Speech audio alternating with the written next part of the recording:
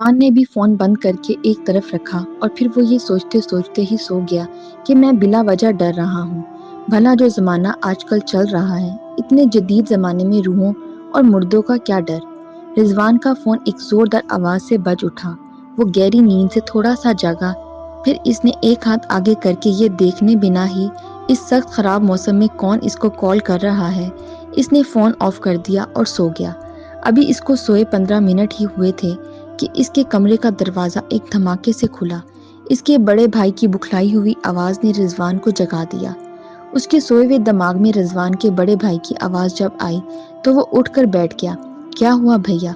रिजवान रिजवान जल्दी उठो। गहरी नींद से जागे रिजवान के दिमाग में ये बात आई कि कहीं उसके भतीजे की तबीयत तो मज़ीद ख़राब नहीं।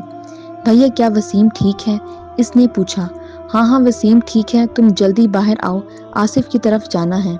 आसिफ की तरफ? क्यों क्यों, क्या हुआ? इस वक्त तो सुबह के 5 बजे हैं। रिजवान ज़्यादा सवाल मत करो, लगता है तुम्हारा दिमाग अभी तक सो रहा है। तुमको आसिफ के अब्बा ने फ़ोन भी किया था, मगर तुमने फ़ोन ही ऑफ कर दिया। तब उन्होंने हमको इमरजेंसी इतला दी। आसिफ अब इस दुनिया में नहीं रहा।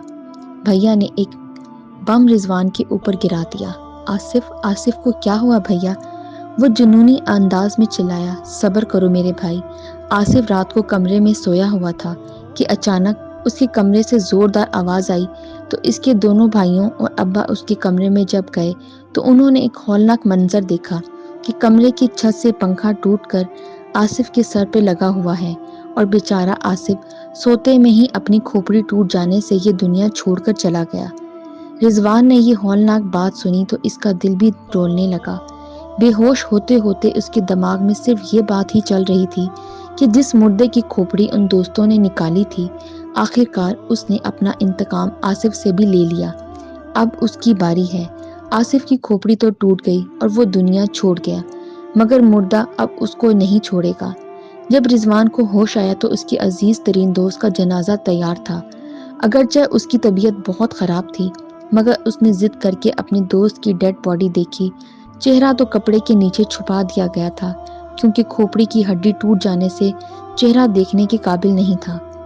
इत्तेफाक देखें, आसिफ का जनाजा भी उस कब्रिस्तान में गया जहां से 24 घंटे पहले खोपड़ी निकाल कर ले गया था, और उसकी कब्र भी उसी की कतार में थी जिसके शुरू में आसिफ और रिजवान एक पुरानी कब्र से खोपड़ी निकाल कर ले गए थे। आसिफ के जनाजे पर रिजवान को तो ना ले जाया गया कि बेपनाह सदमे से उसकी तबीयत खराब थी। आसिफ की अलमनाक मौत लोगों के लिए तो पंखा गिरने से हुई थी, मगर सदमे से गुमसुम रिजवान अच्छी तरह जानता था कि ये पंखा भी मुर्दे के इंतकाम की वजह से गिरा था, और गिरा भी ठीक उसी जगह था, यानी खोपड़ी पर। मुर्दे की भी वो खोपड़ी ही निकाल के लाए थे। आसिफ की मौत के 3-4 दिन बाद रिजवान की तबीयत कदरे बेहतर हुई तो उसने खोपड़ी वाला थैला अलमारी से निकाला। तब अचानक उसे महसूस हुआ कि खोपड़ी की आंखों की जगह से रोशनी निकल रही है। इसने बाहर आकर बाइक स्टार्ट की। घर वालों से बहाना बनाकर कब्रिस्तान वाली सड़क की जानिब आ गया। कब्रिस्तान में आकर उसने जब गोरकन को तलाश किया तो मालूम हुआ वो कब्रिस्तान के जनूबी कोने में काम कर रहा है। रिजवान का ये प्रोग्राम था कि आज वो खोपड़ी दे जाएगा और 3-4 दिन तक आसिफ की कब्र पर बैठकर काफी देर कुरान पाक पढ़ेगा। गोरकन जैसे ही उसको मिला, पहले तो इसने आसिफ की अलमनाक मौत पर बेपनाह अफसोस का इजहार किया। फिर जब रिजवान ने इसको खोपड़ी रात को कब्र पर से खोलकर इसमें रखने का कहा तो वो हैरान हुआ। उसने पूछा, ये तो आपको मेडिकल के कामों में चाहिए थी, अब क्यों वापस रखनी है? रिजवान ने बहाना बनाते हुए कहा कि उसको अब कॉलेज वालों ने अपने पास से इंसानी ढांचे के हिस्से दे दिए हैं, तो अब इसको दरकार नहीं। ये झूठ बोलते हुए इसको आसिफ याद आया कि इस मनहूस खोपड़ी ने अपना इंतकाम लेते हुए इसको भी इसी कब्रिस्तान में पहुंचा दिया है, जहां से वो चंद दिन पहले अपने कदमों पर चलकर हंसता मुस्कुराता खोपड़ी लेकर वापस गया था। साहब, गोरकन की आवाज़ से वो दुनिया में वापस आ गया। ये तो बहुत अच्छी बात है, आप खोपड़ी वापस रख रहे हैं। ये तो आसिफ साहब के बार बार कहने और वाकफियत की वजह से मैंने निकाल दी थी, वरना ऐसा करना बहुत गुनाह है। मुर्दा भी बेचैन हो जाता है। ठीक है कमरदीन, तुम ये खोपड़ी वाला थैला और ये रखो 500 रुपये। तुम आज ही रात को कब्र खोल कर इसको अंदर रख देना और मेरे नंबर पे इसको मुर्दे के पास रख कर एक तस्वीर बनाकर मुझे अरसाल कर देना। تاکہ مجھے اطمینان ہو جائے۔ اوکے صاحب۔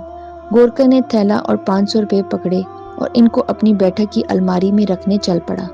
ادھر رضوان قبرستان کے مین گیٹ پر کھڑی اپنی بائک کو سٹارٹ کر کے جب واپس مڑنے لگا تو اسے ایک قبر کا کتبہ نظر آیا، جس کو دیکھ کر اس کے دل کی دھڑکن بند ہونے لگی۔